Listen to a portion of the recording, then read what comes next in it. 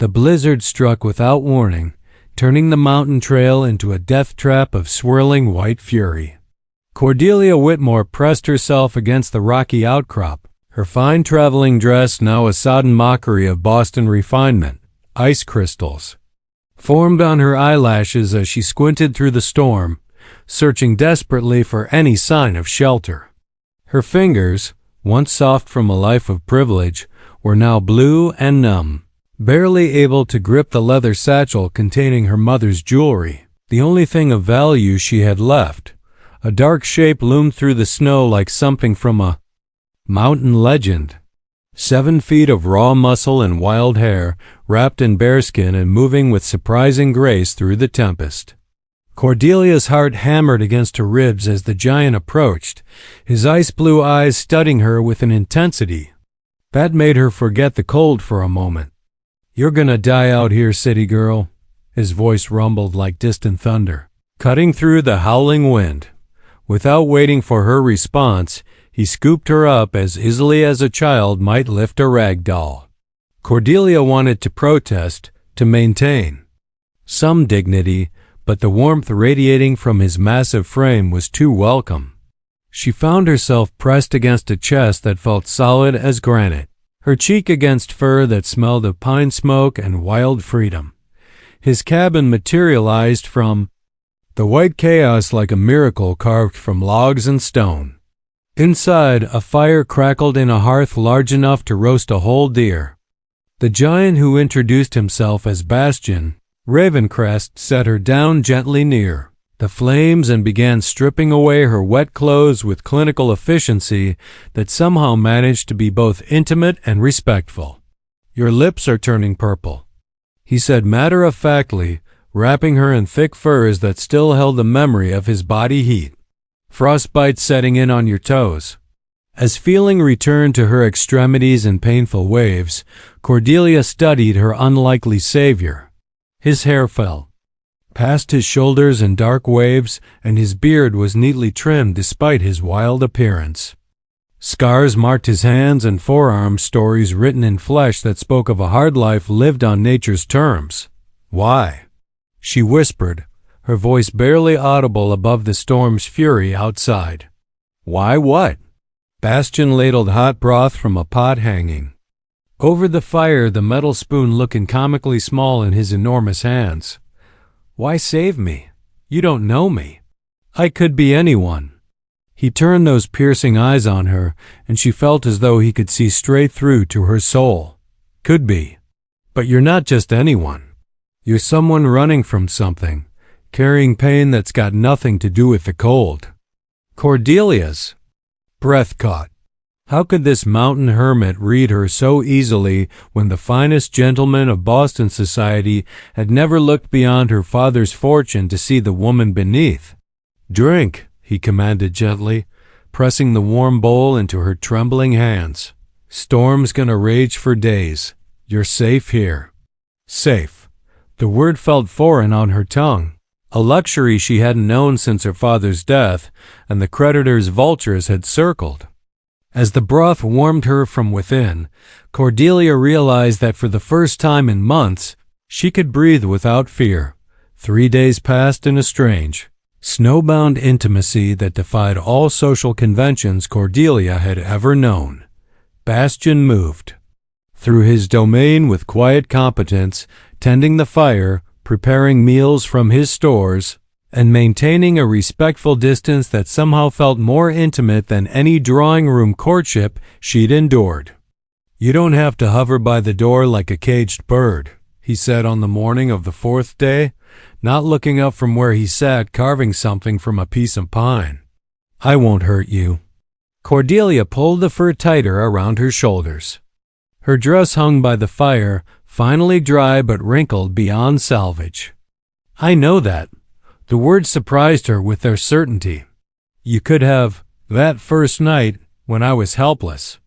But you didn't." His knife stilled on the wood. "That what you expected?" "I didn't know what to expect."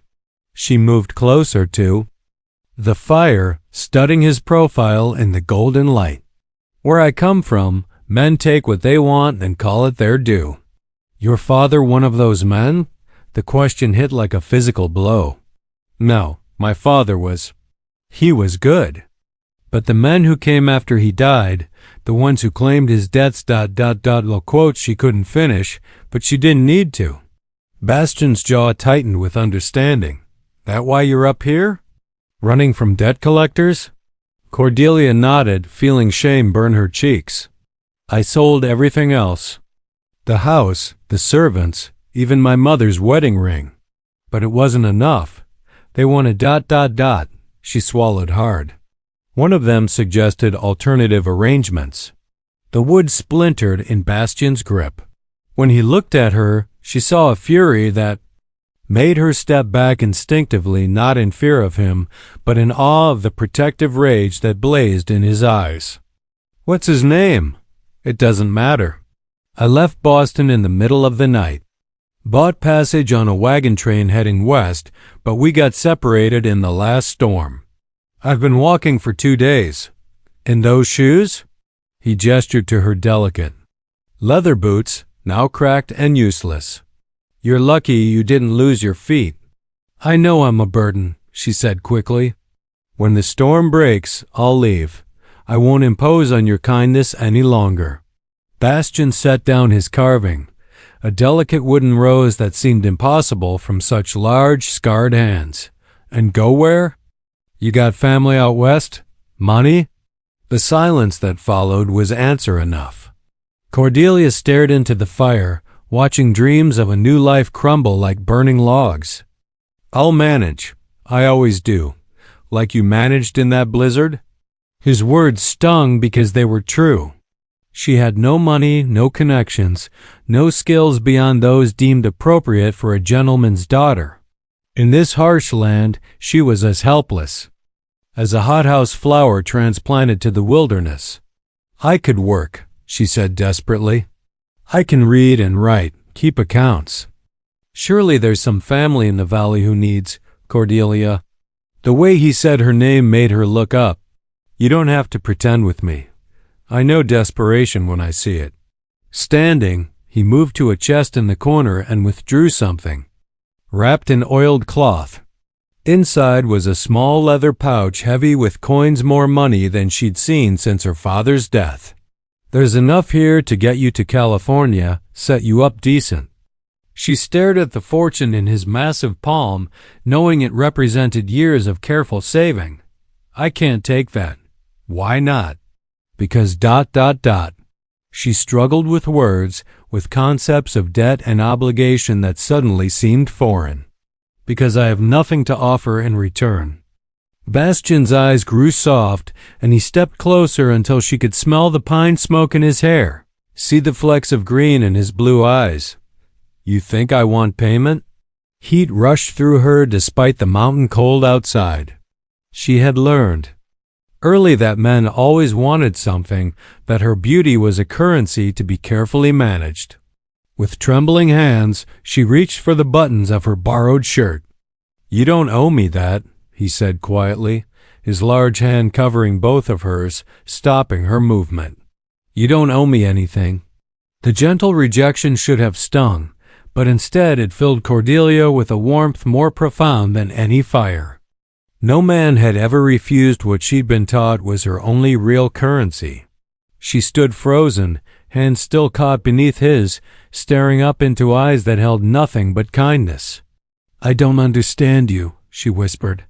Bastian's thumb traced across her knuckles before he stepped back, releasing her hands but not her gaze. What's to understand? A person's worth ain't measured by what they can give you. That's not how the world works. Maybe not your world, but up here, different rules apply. He returned to his carving, leaving Cordelia to grapple with a philosophy that turned everything she'd been taught upside down. In Boston society, everything was transaction marriage for social position, kindness for obligation, beauty for security. But this mountain giant operated by a code she couldn't decipher.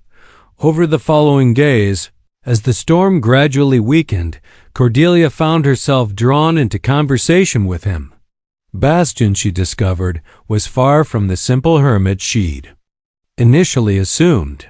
He spoke of books with the passion of a scholar, discussed philosophy with surprising depth, and revealed a knowledge of the world that came from careful observation rather than formal education. "You're not what I expected," she admitted one evening as they sat before the fire, sharing a meal of venison stew and fresh bread he'd baked in the coals. "What did you expect? A brute? Someone who'd taken to the mountains because civilized society wouldn't have him." Bastian's laugh was rich and genuine. "Maybe you're not wrong about that last part. Civilized society and I didn't agree on much. What happened?" His expression grew distant. "Used to be a teacher, believe it or not. Down in Denver. Had a schoolhouse full of kids who looked at me like I hung the moon." His voice softened with memory. "But the town council decided a man my size might scare the children. Sighed I was intimidating to proper families." Cordelia felt anger kindle in her chest. "That's ridiculous. You're the gentlest man I've ever met." "Not what they saw. They saw a giant who might lose control, might hurt someone." One parent complained, then another.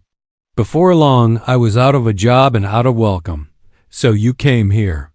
Built this place with my own hands. Figured if society didn't want me, I didn't need society." He met her eyes across the firelight. "Been 5 years now. Don't you get lonely?" The question hung between them, loaded with implications neither was ready to explore. Bastian set down his bowl and studied her face in the dancing shadows. "Loneliness is just another kind of cold," he said finally. "You learn to manage it." But Cordelia could see the lie in his eyes, could recognize the ache because it matched her own. She'd been lonely her entire life, lonely in crowded ballrooms, lonely in her father's grand house, lonely even in mourning because grief had to be performed properly rather than felt authentically. "The storm's breaking," she observed, though she felt no joy in the fact. "Tomorrow, maybe the day after, the pass will be clear enough for travel." They both stared into the fire, neither speaking the words that pressed against their lips. She would leave, he would stay, and this strange interlude of honest connection would become just another memory to warm them through the cold nights. Ahead. "Bastian," she said softly, testing his name on her tongue like a prayer. "Yeah? Thank you. For seeing me as more than—" She gestured helplessly, unable to articulate the gift he'd given her simply by treating her as human rather than commodity. "Cordelia," he said, his voice rough with emotion he couldn't quite hide. "Any man who can't see your worth without you having to prove it ain't worthy of you." The words hit her like a physical blow, not because they hurt, but because they healed. Something in her she hadn't realized was broken. For the first time in her life, she understood what it meant to be valued for herself alone. Dawn brought crystal clear skies and the distant sound of voices echoing off the canyon walls. Bastian, tensed at his window, squinting down at the mountain pass below where a group of riders moved with purpose through the snow. "Cordelia," he called quietly, his voice tight with warning. She joined him at the window, her heart sinking as she recognized the lead rider even at this distance. Vincent Blackthorne sat his horse like a conqueror, his expensive coat a stark contrast to the wild landscape. Behind him rode 4 men she didn't recognize, but their bearing suggested they weren't mere servants. "Friends of yours?" Bastian asked, though his tone suggested he already knew the answer. "Debt collectors," she whispered, pressing herself back from the window as though they might see her even at this distance. "The man I told you about, Blackthorne. He must have followed the wagon train's route. Bastian was already moving, gathering supplies with practiced efficiency. There's a back trail leads deeper into the mountains. Narrow, but passable if you're careful. I can get you to it without them seeing. They'll just keep following." Cordelia's voice was flat with despair. "He doesn't just want the money, Bastian. He wants me to pay father's debt with my body to become his ... his property. Men like him don't give up. The giant's hand stilled on the pack he was stuffing with provisions. When he turned to look at her, his eyes held a cold fury that made her shiver despite the warm cabin. Over my dead body, don't you understand? There are 5 of them, and they're armed. I won't see you hurt because of my troubles. Bastian crossed the small space between them in 2 strides, his hands framing her face with surprising gentleness. Cordelia, look at me. You think I'd let any man take you against your will? You can't fight them all. Watch me. The simple certainty in his voice should have terrified her, but instead it filled her with fierce pride. This gentle giant, who carved wooden roses and read philosophy by firelight, would stand against 5 armed men to protect her honor. It was everything the knights in her childhood fairy tales had promised to be but never were. There might be another way, she said slowly, an idea forming that made her stomach churn but her resolve strengthen. If I go down there, if I face him ... absolutely not. Listen to me. Blackthorn is a businessman first. If I can convince him there's no profit in pursuing me, that I'm truly destitute. He's not here for money and we both know it. The truth of that statement hung between them like a sword. Cordelia had seen the hunger in Blackthorn's eyes, the way he'd looked at her like a prize to be won. But she'd also seen something else, his pride, his need to be seen as respectable despite his predatory nature. Then we make it about his reputation, she said, her mind racing. A man like him, he can't afford to be seen as someone who forces himself on unwilling women. His business depends on appearing honorable. You're talking about a dangerous game. I've been playing dangerous games my whole life. The only difference is this time I choose the stakes. Bastian studied her face, seeing something there that made him nod slowly. What do you need from me? The question surprised her. Not whether she was capable, not whether she should try, but what support she needed. Once again, he saw her as capable of making her own choices, even dangerous ones. I need you to trust me, she said. And I need you to stay hidden until I give you a signal. What signal? She managed a smile that was more brave than she felt. You'll know it when you see it. Below, Blackthorn's voice carried on the thin mountain air as he called up toward the cabin. Miss Whitmore, I know you're up there. There's no need for this unpleasantness. Cordelia squeezed Bastian's hand once, drew herself up to her full height, and walked out into the cold morning air to face her demons. Cordelia emerged from the cabin like a queen facing execution, spine straight, chin high, every inch the aristocrat despite her borrowed mountain clothes.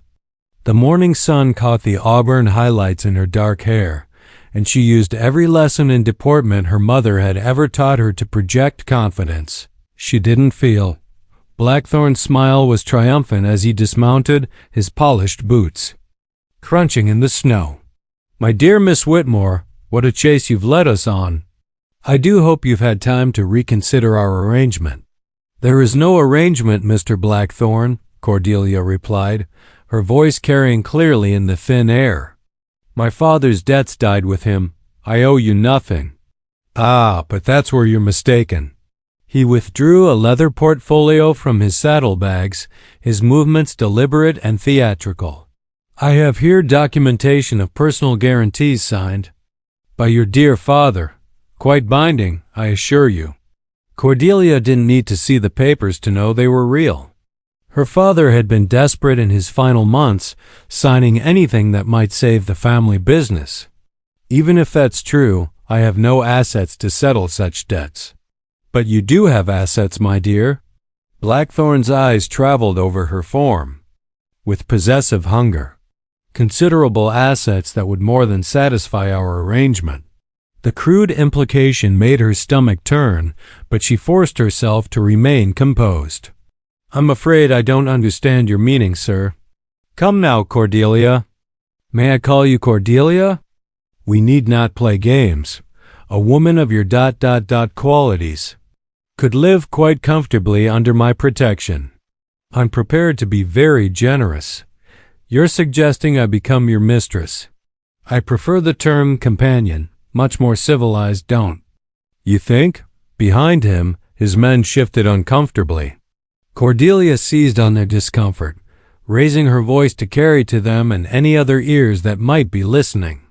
How fascinating. Tell me, Mr. Blackthorne, do your business associates know you collect debts by forcing women into prostitution? Does your wife know? Blackthorne's face flushed red. You forget yourself, madam. I am offering you an honorable position. You are offering me the choice between being your whore or starving in the street. There is nothing honorable in either option. The crude word hung in the cold air like a slap. One of Blackthorne's men actually winced, and she saw doubt creep into their expressions. These were probably decent men who'd been told they were pursuing a debtor, not witnesses to sexual coercion. Perhaps, Cordelia continued, her voice growing stronger, I should write to the Denver newspapers. I'm sure they would find it quite interesting that the respectable Vincent Blackthorne threatens destitute women with starvation unless they submit to his desires. What would your clients think of such methods? You little bitch, Blackthorne snarled, his mask of civility finally slipping. You think you can threaten me?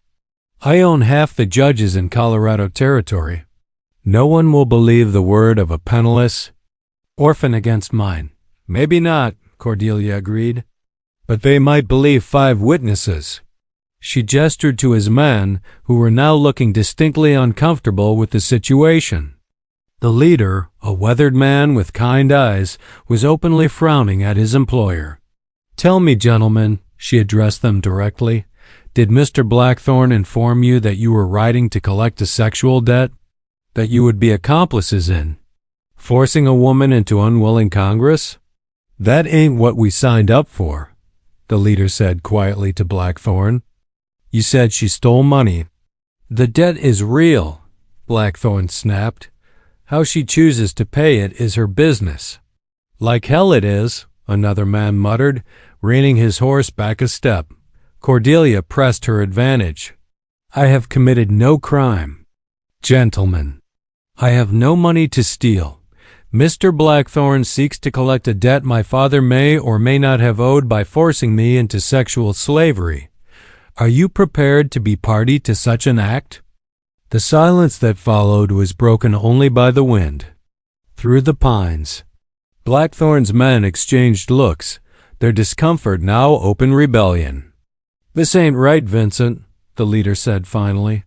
Whatever she owes, this ain't the way to collect it. You forget who employs you, Morrison. Not for this kind of work, I don't. Morrison touched his hat brim toward Cordelia. Ma'am, I apologize for the trouble. We'll be heading back to Denver now. You walk away from me now, Morrison, and you'll never work in this territory again, Blackthorne threatened. I'll take my chances. 3 of the 4 men turned their horses and began riding back down the mountain path. The 4th, a younger man with cruel eyes, remained beside his employer. Seems it's just you and young Pike here, Cordelia observed, her heart hammering with victory and renewed fear. 2 men were still too many, especially if they were desperate. Blackthorne's face was purple with rage. You think you've won? You think you can humiliate me and walk away? I'll see you dead before I let you make a fool of me.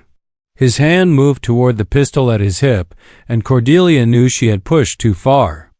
But before she could react, a shadow fell across the snow, and Bastian Ravencrest stepped out of the cabin like an avalanche given human form. Bastian moved with the quiet inevitability of a natural disaster. 7 feet of controlled power, he stepped between Cordelia and the 2 men like a mountain coming to life. His presence changed everything. The very air seemed to thicken with threat. Problem here? He asked conversationally. though his ice-blue eyes were fixed on Blackthorn's gun hand with predatory focus. Pike, the younger hired gun, actually whimpered. His hand had been drifting toward his weapon, but now it froze as he took in the sheer size of the man facing them. Blackthorn, however, was too proud or too stupid to recognize mortal danger when it stood before him. "Stand aside, mountain man," he snarled. "This is business between the lady and myself." "Funny thing about that," Bastian replied, taking a step forward that made both men's horses skitter nervously. "The lady seems to think your business is concluded. She owes me money. Substantial money. Heard her say she ain't got any. Then she can pay in other ways." The temperature seemed to drop 20 degrees. Bastian's expression didn't change, but something shifted in his posture that made Pike's horse rear and dance sideways. "You want to clarify that statement?" Bastian's voice was still conversational, but underneath it Cordelia could hear the rumble of an avalanche waiting to fall. Blackthorn, finally sensing the danger he was in, tried to take refuge in bluster. "I am a legitimate businessman with legal claims. You're a pig who threatens women." Bastian took another step forward. "Now you're threatening one under my protection. That makes it personal. Your protection?" Blackthorn's laugh was shrill with fear and outrage. "She's nothing to you. A whore who's been spreading her legs for shelter." The words died in his throat as Bastian moved. Not the charge of an angry man, but the controlled strike of an apex predator. His massive hand closed around Blackthorn's throat, lifting him from his saddle as easily as picking up a child. "Now that," Bastian said quietly, "was the wrong thing to say." Blackthorn's feet kicked uselessly in the air, his face turning purple, as he clawed at fingers like steel cables. Pike, showing more sense than his employer, raised his hands in surrender. "Easy now, big fellow," Pike said, his voice cracking. "No need for killing. We'll just ride on out of here." Bastian's eyes never left Blackthorn's bulging ones. "Your boss just called a lady a whore. In my experience, men who do that tend to think they can treat women like property. Now I could break his neck right now, save everyone a lot of trouble. What do you think, Cordelia?" She stepped closer, studying Blackthorn's terrified face. A part of her, a dark part born of months of fear and humiliation, wanted to tell Bastian to squeeze harder, but that would make her no better than the men who had hunted her. "I think," she said carefully, "that Mr. Blackthorn should have an opportunity to apologize for his crude language. And then he should leave, never to return." Bastian considered this, then loosened his grip just enough to let Blackthorn gasp. "For air. You hear that? Ladies being merciful. I'd suggest you take the gift." "I apologize," Blackthorn wheezed, his arrogance finally broken. "I spoke ... inappropriately, and?" Bastian prompted. "And I renounce any claim against Miss Whitmore or her father's estate." "Louder, so your boy can hear it clear. I renounce any claim," Blackthorn shouted, desperation making his voice carry across the mountains. "The debt is forgiven." Bastian released him, letting him drop back into his saddle where he slumped, gasping and rubbing his throat. "Now get off my mountain, both of you. And if I ever see you within 50 miles of this lady again, I won't be so reasonable." Pike was already turning his horse, clearly desperate to be anywhere else. Blackthorn gathered his reins with shaking hands, his eyes filled with humiliated rage. "This isn't over," he croaked. "Yeah, it is." Bastian's voice carried absolute finality. "You just declared it in front of a witness." Pike there heard every word. "Didn't you, Pike?" The younger man nodded frantically. "Sure did. Mr. Blackthorn forgave the whole debt. Heard it clear as day." Blackthorn opened his mouth to object, then seemed to realize the futility. He was trapped by his own words, witnessed by his own man. Any attempt to pursue Cordelia further would expose him as both a liar and a man who forced himself on women's social and financial suicide in territorial society. "Come on, Pike," he muttered, spurring his horse toward the trail. "We're done here." They watched in silence as the two riders disappeared around a bend in the mountain path. Only when the sound of hoofbeats faded completely did Cordelia allow herself to sag against the cabin wall, the weight of months of fear finally lifting from her shoulders. "It's really over?" she whispered. Bastian nodded, his fierce expression softening as he looked down at her. "It's over. You're free." Free. The word should have filled her with joy, but instead it brought a different kind of ache. Free meant she could leave, could go anywhere she wanted. It also meant she had no reason to stay. The silence stretched between them like a chasm. Cordelia stared down the empty mountain path, freedom spreading before her like an uncharted wilderness. She could go anywhere: California, Oregon, perhaps even back east to distant relatives who might take her in. The whole world was open to her now. So why did she feel like she was standing at the edge of a precipice? "I should pack," she said finally, the words tasting like ashes. "Should you?" Bastian's voice was carefully neutral, but she caught the undertone of loss he tried to hide. "The storm's past. The trail is clear. There's nothing keeping me here." "Nothing," he agreed, but he made no move to help her gather her few belongings.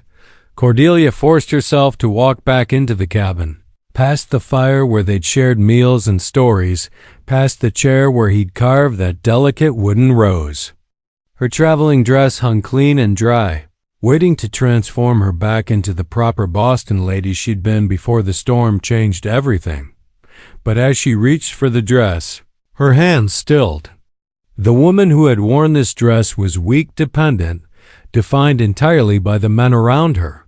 That woman had been prepared to sell her body for survival, had seen herself as nothing more than a commodity to be bartered. This mountain had changed her, or rather the gentle giant who called it home had shown her who she really was beneath society's expectations. "Bastian," she called, her voice barely above a whisper. "Yeah? When you said I don't owe you anything, did you mean it?" He appeared in the doorway, his massive frame filling the space but somehow not making her feel trapped. Every word. "Then, what I'm about to say comes with no obligation. No debt, no expectation of reciprocation." She turned to face him fully, letting him see the truth in her eyes. "I love you." The words hung in the air between them like a bridge neither was sure they could cross. Bastian's expression went through a dozen changes: surprise, hope, fear, and something that looked like wonder. "Cordelia, I'm not finished." She stepped closer, courage building with each word. "I love your gentleness with someone half your size. I love the way you see people for who they are, not what they can do for you. I love that you carve roses in the evening and read philosophy by firelight. I love that you chose to save a stranger in a storm and asked for nothing in return." "You don't know what you're saying," he said roughly. "You're grateful, that's all. Natural enough, but don't you dare diminish what I feel." The steel in her voice stopped him cold. "I've spent my entire life being told what I think and feel by men who believe they knew better. Not you. Not anymore." She crossed the remaining space between them, having to tilt her head back to meet his eyes. "I know the difference between gratitude and love, Bastian Ravencrest. And I know the difference between dependence and choice. You could have anything," he said desperately. "Any life you want. Cities, society, comfort. Why would you choose this? Choose me? Because this is the only place I've ever felt like myself. Because you're the only man who's ever seen me as complete just as I am." She reached up to touch his face, her palm dwarfed by the size of him. "Because when I think about leaving, I can't breathe. I'm not a gentleman. I don't have money or position or... You have everything that matters." Her thumb traced the line of his cheekbone. "You," have honor and kindness and a heart big enough to shelter someone broken by the world. You have hands gentle enough to carve roses and strong enough to protect what you love, Cordelia." Her name was a prayer on his lips. "I'm not asking you to want me," she continued, her voice growing softer but no less certain. "I'm just telling you that I choose this. I choose you. I choose a life where I'm valued for who I am, not what I can provide." For a long moment, they stood suspended in possibility. Then Bastian's arms came around her, careful despite their size, and she felt herself lifted against his chest like something precious.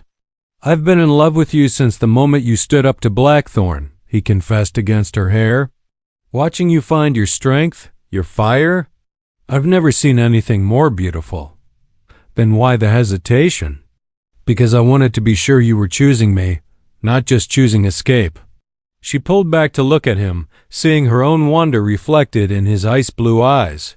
"I'm choosing love. I'm choosing home. I'm choosing the man who taught me I was worth more than I ever believed." When he kissed her, it was with the reverence of a man who had been given an unexpected miracle. Outside, the mountain wind sang through the pines, but inside the cabin, two hearts that had been lost in different storms finally found their shelter in each other. "So," Bastian murmured against her lips, "I guess you'll be staying for dinner?" Cordelia's laugh was pure joy, bubbling up from a wellspring she'd thought had run dry. "I'll be staying for everything." And as the sun set behind the peaks, painting the sky in shades of gold and crimson, Cordelia Whitmore discovered that sometimes the greatest adventures begin not with leaving home, but with finding it in the most unexpected places. The wooden rose sat on the mantelpiece, catching the firelight like a promise carved in pine, beautiful, lasting, and created by hands that knew the value of taking time to craft something meant to endure. Just like the love that bloomed between a mountain giant and the city woman who had offered herself for shelter and found instead a heart big enough to house her dreams.